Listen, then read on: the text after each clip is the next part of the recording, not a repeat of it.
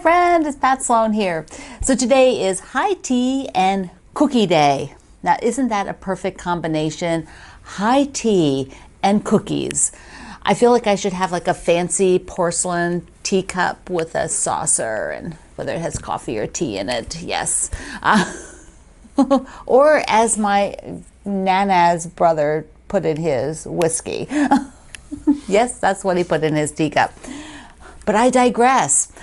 So I am going to get to the high tea. We're going to be doing the star blocks. I'll show you how the star block is made.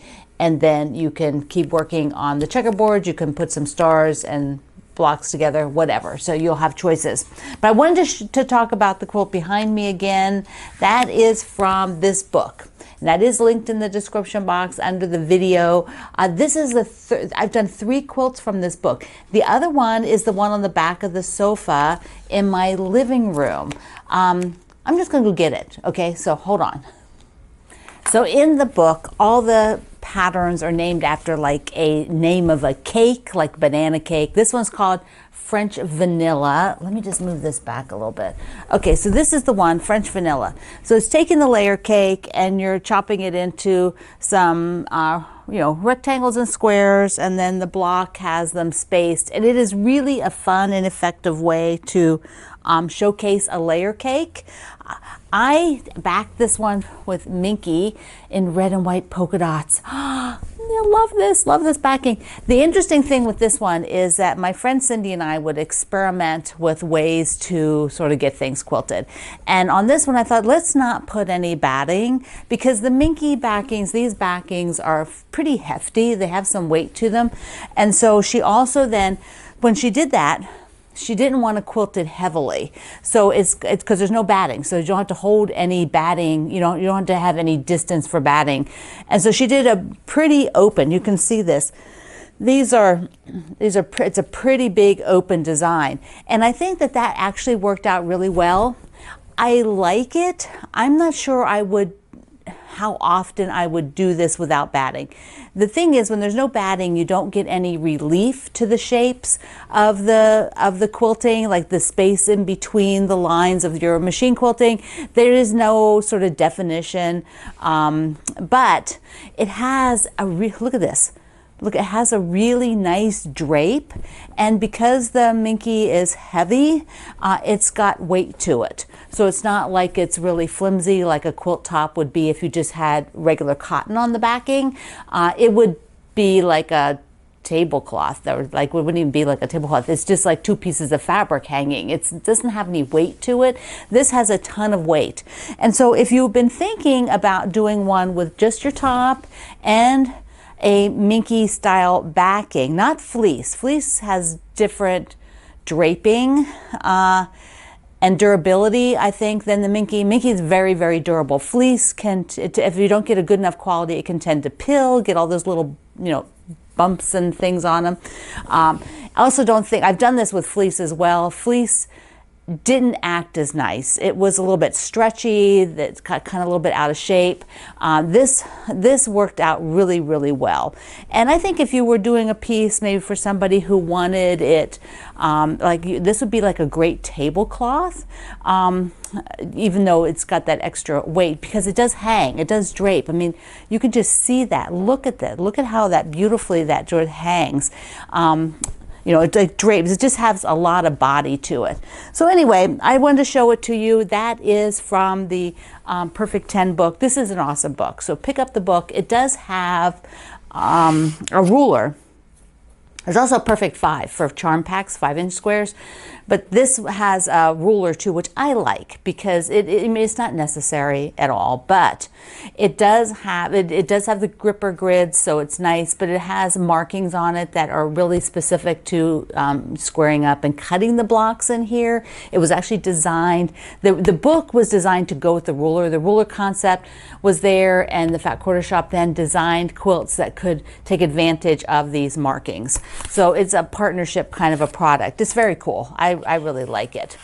Okay, so I wanted to show you that because I just think that that's a great book, and a lot of you were asking, first because I think that was like the only quilt at the time I didn't list where it came from, because you all always want to know the one that I don't know.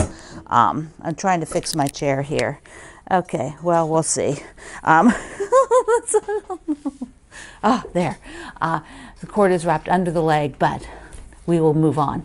But I wanted to show it to you, and this is also in there, which is all about the coloration. You can see this on my gallery. I believe I was made in 2018, so the gallery for 2018 has a full picture of it.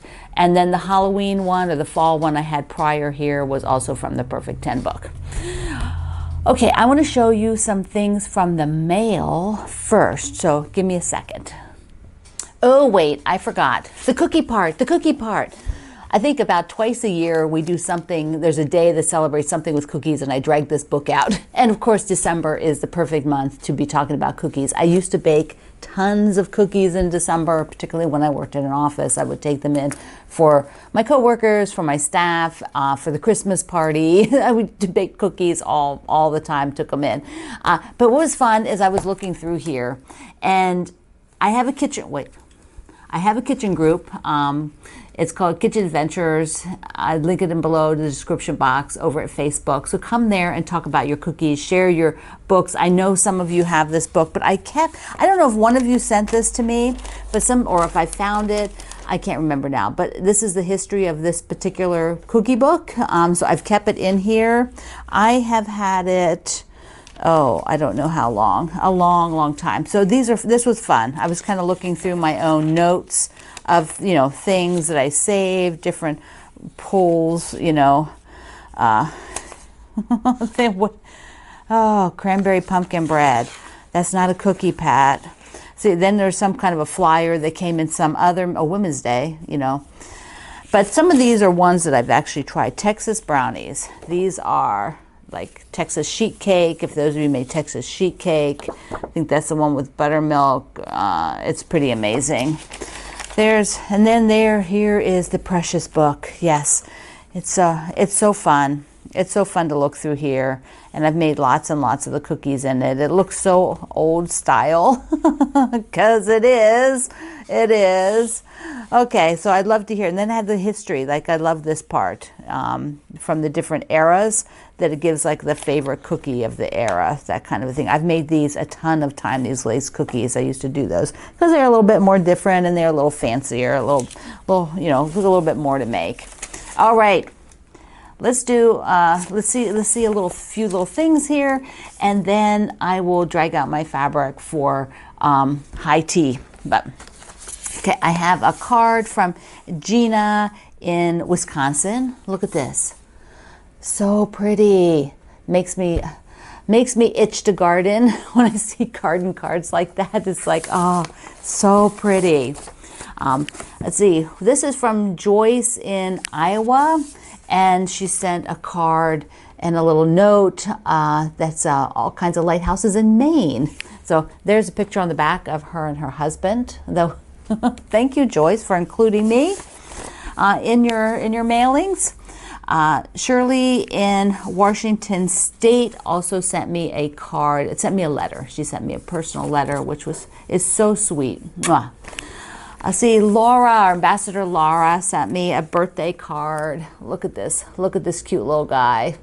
Love him. Love him, love him. You guys are all so amazing. Just amazing. All right, just a couple more here. This is from Jane, who lives here in Virginia. And she sent me a card and a note. I love this card. But in there are seeds. And because she just lives in my area of Virginia, these are probably all going to work out really well. But the one I'm like most excited about, Jane, is the Empress Wu hosta. This is a gigantic hosta, for those of you who know anything about hostas, and they're the seeds. I've never grown hostas from a seed before. Hostas grow here really well in my yard. I have to put them in the backyard now because otherwise the deer eat them. So I am definitely, I have an area I'm going to be reworking parts of the backyard. And so they're definitely going to go in there. Now, she did write me a big, gigantic note that said, I have to put the Emperor's Wu into the ground now. Because they need a long time to, they have to have the cold, you know. And that's why hostas don't grow in the South so well, because you don't get cold enough winters for them to be active. Okay, so I have something from our ambassador Suzanne.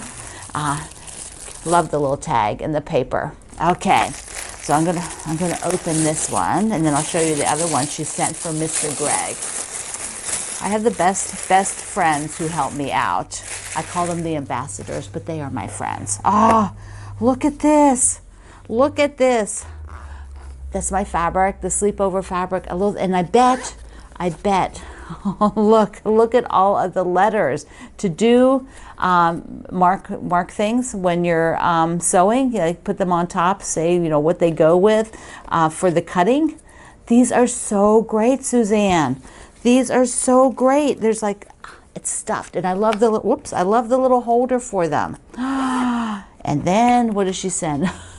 Gumi blocks. Oh, 4D gumi blocks. So is this like Legos, like gumi Legos? Oh my goodness. It's a seasonal edition. That's what this looks like. I can make a candy cane or a tree or Santa's hat. Oh, that is so fun. That is so fun. And then, thank you, Suzanne. And then she made Greg a cap. And his, this is his call sign, because Greg is a ham radio operator, and that is his call sign, 84GS, GS for Greg Sloan. He was able to get that. I'll try it on, but it definitely, he has a much bigger head than me. It is perfect. He's already tried it on, Suzanne. He is very thrilled. So thank you for thinking of him as well. Got one more here.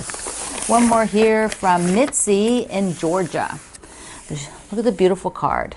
Look at that. I love it. And she said she saw these things and had to send them. Okay, this one's booby trapped. Hold on. Just get it started. There we go. Okay, look at the fall fabric. Look how pretty that is. And a little glitzy notepad. I use these notepads all the time. All the time. I love them. I love them. And I go through them. Some sticky notes. I use those too. Sticky notes, notepads. They are my thing. They're my jam. They're my jam. And then she said she saw this, which is, oh, it's got more tape. It is a mushroom shopping tote. This is perfect. And it's red. It's red. Oh my goodness. I love it. Thank you, everybody, for thinking of me. You are always so kind, and just makes my heart feel overflowing with love. Mwah. All right, drawing room. I need to get, okay, this is one thing I need to do. My fabric comes into me in huge pieces, like I get like 5-yard, 8-yard cuts, whatever I've asked for. And so to manipulate that much fabric is a pain. It's just too big. So I actually need to get all of the drawing room and cut off like 1-yard pieces, just so I have like some working pieces for doing the drawing room and other things coming up. You know, once it gets down to maybe a 3-yard piece, it's, you know, not quite so bulky to handle. But trying to cut like a 2-inch strip off of a 6-yard piece is just, you know, it's all folded up. They're not on bolts. So anyways, that's first world problems of mine. But I am going to get what I need, and we're going to demo the star, and I'll hang the quilt up so we can take a look at that. So to kick off last week, we made the checkerboard block, which is really a checkerboard chain. You know, I walked you through a color placement, and this is the color placement using my drawing room fabric, and where I have the tan and the, you know, sort of off-whites that will create that image. And these off-whites are what does that secondary image for the star so that it gets these kind of points that come out. So today I want to walk through the star itself, and what I'll be doing, since we already have one full quilt, I'll be making a table runner, or possibly looking at maybe like a longer bed runner, or even something that could hang over a like a long table. You know, if I did like the whole row, that's pretty long, but it's kind of cool. So I'm kind of toying with that. Plus I want to pull up and do a row above and below so that I get this whole unit like this. Because if I just do the rows themselves, that part will be chopped off, just like it is up here. Can you see that?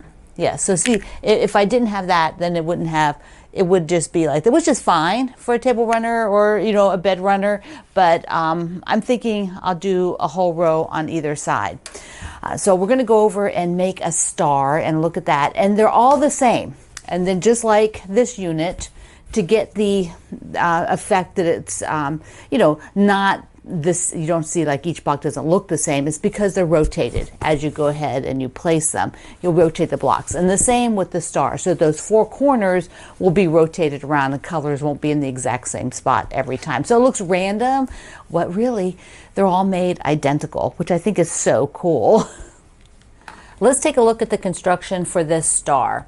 Now remember, Kendall, our ambassador on his YouTube channel, has also been making the high tea and making the high tea, so you can go over there and check out his tutorial as well. Okay, so we have the first thing that needs to be done will be to take these bigger squares for part of the star point. So the star point has multiple parts. It will be, you'll be cutting these in half on the diagonal twice. Now, one thing you could do here is you could use a rotating mat. So let me just go get one and show you. My favorite mats are the Olfa. That's pretty much all I use. Although I have tried other mats, but the rotating mat is just great. It slides very easily. The construction is it's on kind of this little, you know, it's just 2 layers, but then it's got this rotating part. So it's super easy to use, and it helps when you're doing these cross cuts. I also like to use a little bit longer ruler, just because the square, this is 6.5-inch square ruler, it's just right at the edge on this block, and I prefer to have it a little bit longer hanging. It gives me a little bit more, as you can see here, it's really close, and sometimes I end up nicking it, and that's not good. Not good for the ruler, and not good for the blade, of course. But here I have a lot longer length, and it's just, you just get the longer ruler out. Sometimes I think, oh, I'll just do it, and then I'm unhappy. Now, this is going to create bias, and I know that that makes some people skittish. Here we're going to rotate. See, I don't have to pick it up. Rotate it. Be sure they're straight again if they shift it a little bit. There, so easy. So if you are skittish about bias, I mean, I think if you just handle them carefully, I never starch them, but a lot of people do. If you starch them, that'll really eliminate any issues. But I just handle them gently, and it works out fine. It totally works out fine. So let me just stack these here, because we're going to use them to make the star points.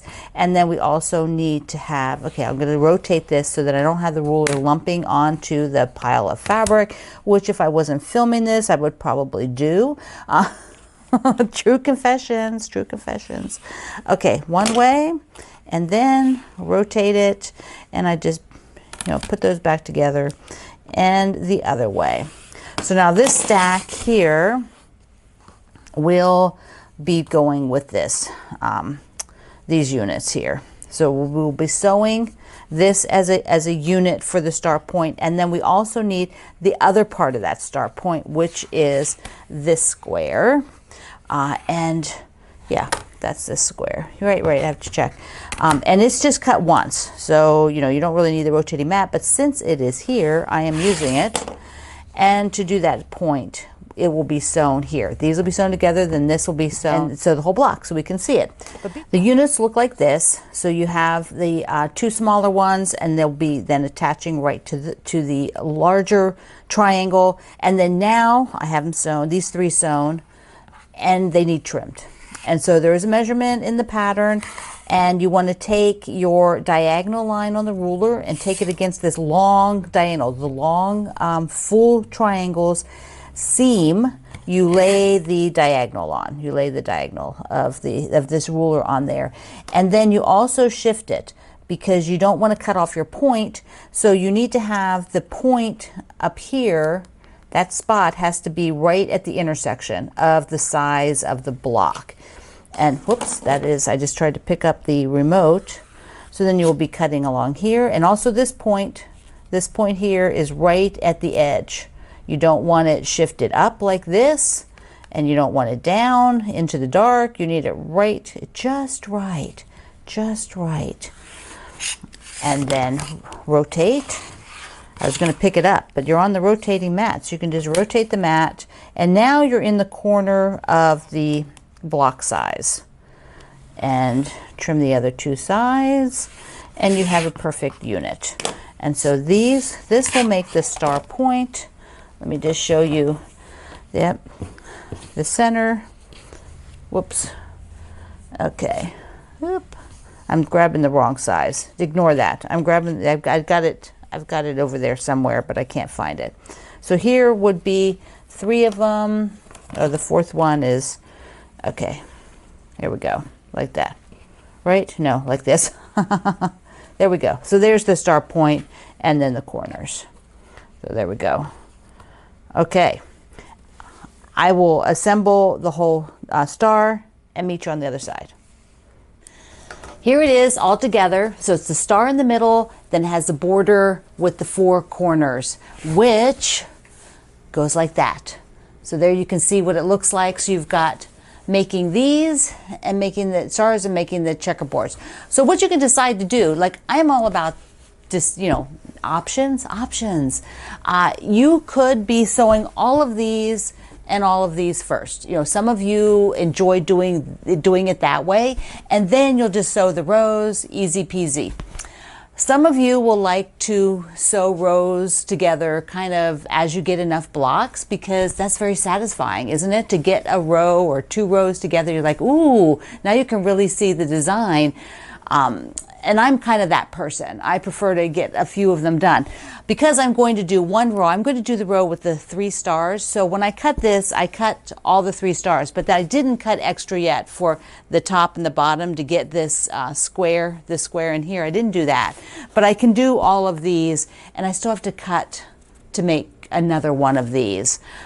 Because I hadn't decided whether I was going to do 2 or 3, and so I have the fabric, a strip, but I haven't cut them. So that's where I am on it. And then next week I will assign. You've got to start cutting. You got to sew a row next week. So unless you really still want to sew all your blocks together. All right, my friend. Also, if you want to talk cookies, go to my kitchen group, Kitchen Adventures with Pat Sloan at Facebook.